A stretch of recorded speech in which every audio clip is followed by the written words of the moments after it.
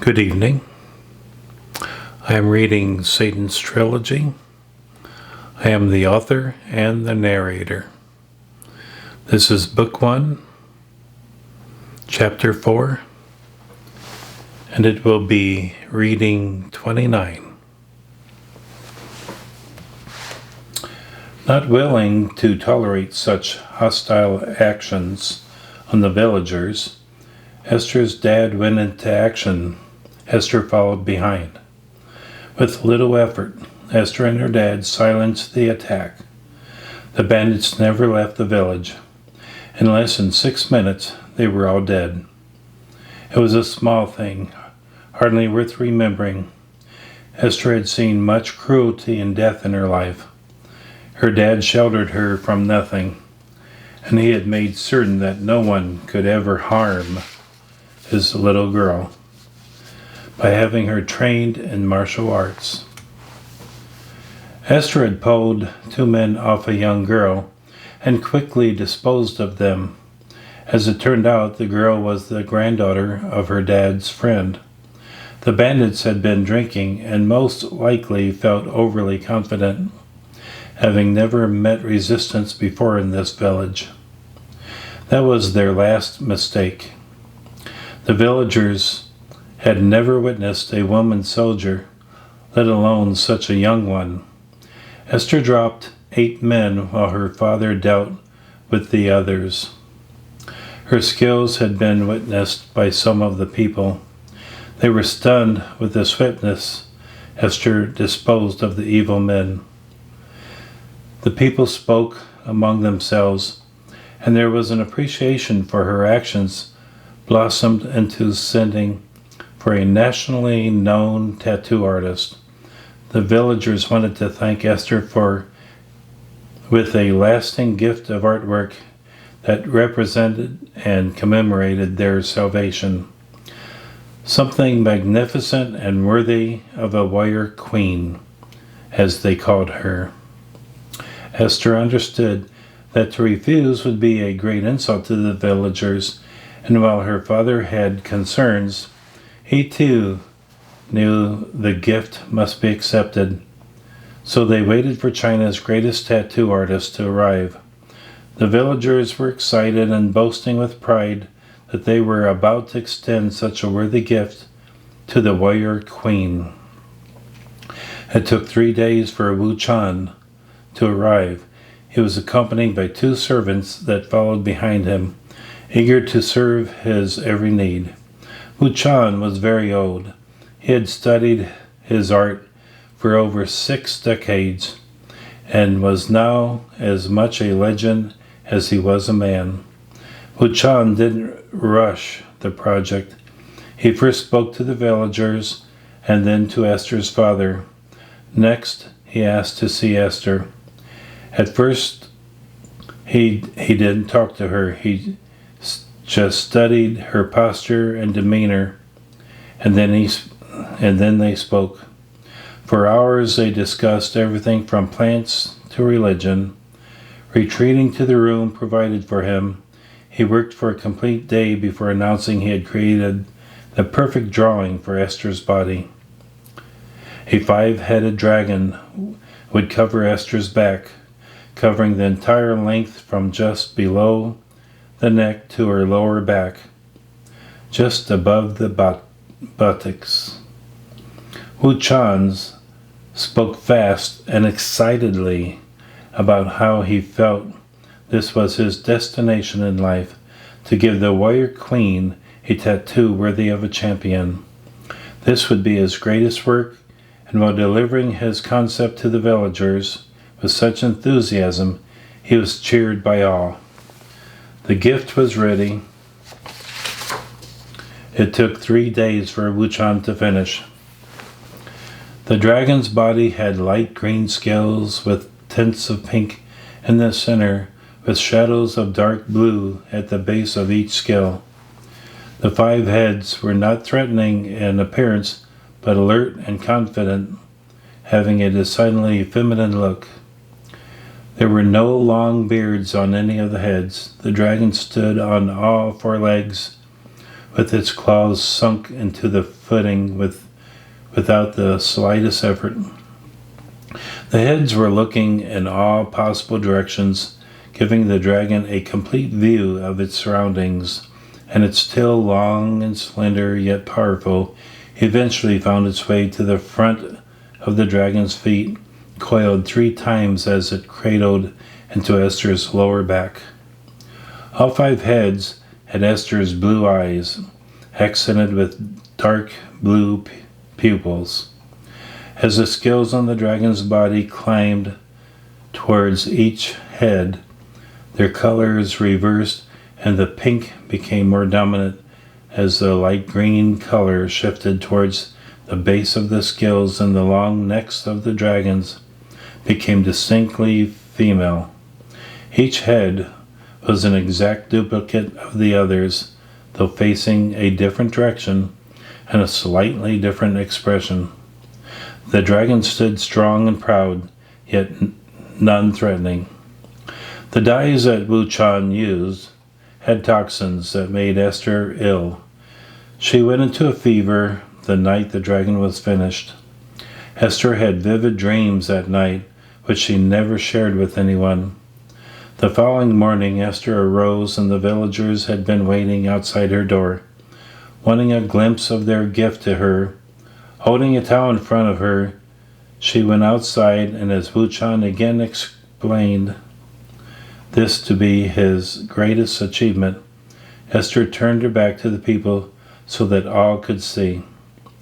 The villagers stood and were silent, and as W.O.W explained the symbolism of each detail on Esther's back, few heard him. They were in awe of the magnificent dragon painted on the back of the warrior queen. Without any direction or coaxing, each villager approached Esther and blessed her for helping to save their village. Most told her the gift was beautiful and they wanted her to enjoy it. The village elder came to Esther last and told her, "Our gift for your saving us makes you complete." He then grabbed Esther's hands and kissed them.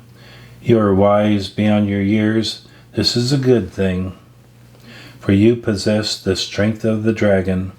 He then walked away, his family helping him to leave the deck Esther stood on. Esther had, of course, thanked each person for the wonderful gift. Oddly enough, Esther was feeling differently. She knew that this symbol of power and strength was now a part of her and would be her entire life. Her father had been patient, but now it was time to go. He promised to help someone, and he wanted Esther to return to the monastery. The memory was brief. Standing at the shower's entrance, Esther took one more glance into the mirror and smiled, having remembered the generosity of the villagers. The wise man was right.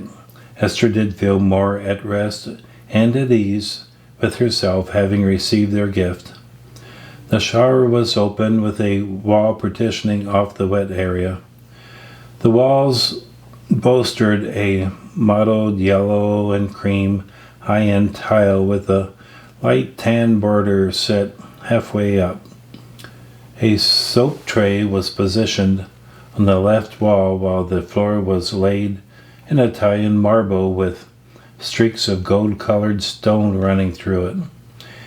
It was in this shower that Esther realized the apartment had been subsidized by someone, most likely Uncle Hung. The amenities were too many and the decor too rich for the amount they would pay.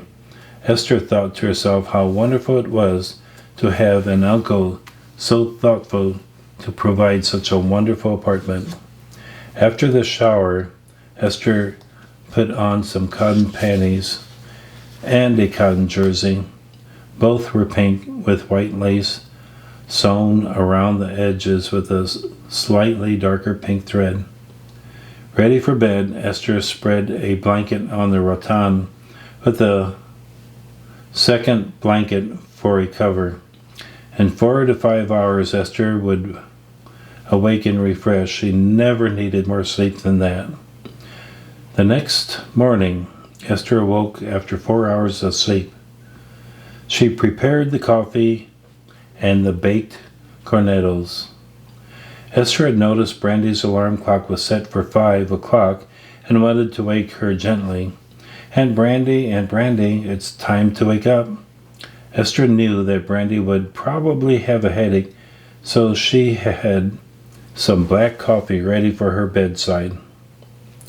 Brandy slowly opened her eyes and smiled at Esther. Then, as she started to move, realized her head was aching. "Oh my God, my head is pounding. Why did I drink so much of that beer? And Brandy, I have some black coffee for you. It will help." Esther helped Brandy sit up at the edge of her bed and handed the coffee to her. "Take a couple of sips." Dad helped many a friend with a cup of black coffee the day after drinking too much.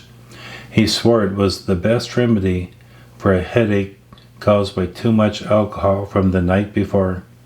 Esther studied the cup as Brandy took several sips. "I have a very light breakfast for us. I knew you wouldn't want anything heavy today, and so I've prepared some Italian cornados."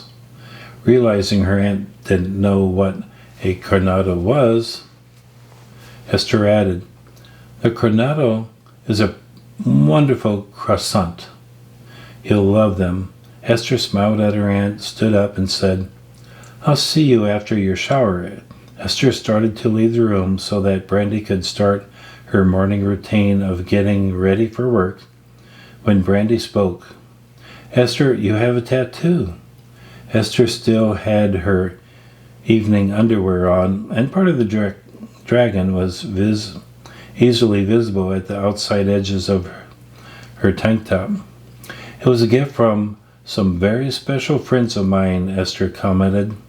"May I see it, Brandy?" Brandy asked. Esther pulled up her tank top so that Brandy could see the entire dragon.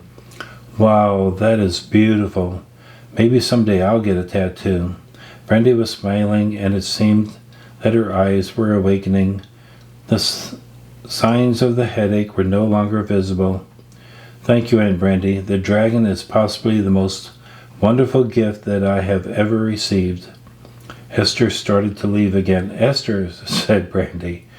Esther stopped again and turned to her aunt. "Yes, Aunt Brandy." "Thank you for finding me." Aunt Brandy smiled at Esther. Esther grinned. "Dad was right. He always said that you and I would easily bond. I am very glad that we have each other." Esther left the room. She needed to dress before Brandy came to the kitchen for breakfast. Brandy managed to shower and dress for work in record time, which was very good for Brandy. Now that she was feeling better, her headache was gone and her coffee cup was empty. She was curious about the Italian cornados. Walking into the large living room, Brandy looked across at the breakfast table, which looked a bit small in their new apartment. In the center of the table was a large plate full of pastries. Esther had placed a new place setting at the table of ivory white with a very light lotus blossom drawn slightly off-center. The table looked fantastic with new settings and some clear goblets for water. Brandy noticed Esther had already poured the coffee, and so she quickly sat down, gazed at the pastries that looked a lot like croissants. Brandy asked, "Esther, what are these?" Brandy's eyes opened wide. The fresh bakery smell had already excited her senses and appetite. Esther smiled proudly and explained, "Dad had me take several cooking classes. A good friend of ours was Italian and he loved these. His name was Alberto Bosallo. He taught me several things, not the least of which is how to bake cornados." Esther proudly stated as she began to explain the delicate pastries in front of Brandy. "The triangular ones have blackberry jam in them. The rectangular cornados have strawberry jam, and the square cornados are plain. There is powdered sugar on the table for all three flavors. My favorite is the blackberry. Although you'll need to brush your teeth after having one, the seeds will make your smile look terrible. Esther laughed at the thought. Brandy gazed at the plate of cornados. They all look fantastic, but I love blackberry jam, so I'll try that. Taking the cornado, Brandy took a bite and the flaky pastry melted in her mouth, along with the warm blackberry jam. The pastry was rich in butter. Oh my God, Esther, this is absolutely the most wonderful thing I have ever tasted. You are truly gifted. Brandy took another bite and enjoyed eating the cornado while sipping some wonderful Jamaican coffee. Esther smiled, slightly relieved. She wasn't certain whether or not Brandy would enjoy the cornado, even if they were fabulous in her own opinion. Brandy ate two and Esther had one, plus 2 pieces of buttered toast. They both enjoyed a small glass of orange juice while having breakfast. And Brandy, it's been a wonderful weekend, but now I'm excited to start my first day at Grant High School. Esther said with convincing cheerfulness. Esther, I hope you like it. Your dad and I both found attending school challenging. I never liked the structure of the school day, and your dad didn't care for the highly disciplined environment. But we both made it through without too many problems. So what do you know about Grant High? Asked Brandy, sitting back in her chair and sipping some of the Jamaican coffee. She waited to hear what Esther would say. I know where it is. I had one of my dad's friends borrow a military satellite. He showed me the geography.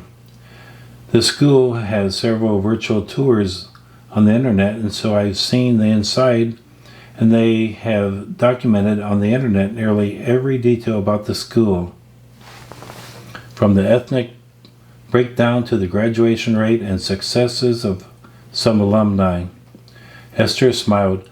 I already know several students, and I've registered for my classes using the internet. I just have to show up and sign a few documents. Esther sat sipping her coffee and looked very confident that this day would be memorable. And I think I'll stop there. That was reading 29. Hope you enjoyed it.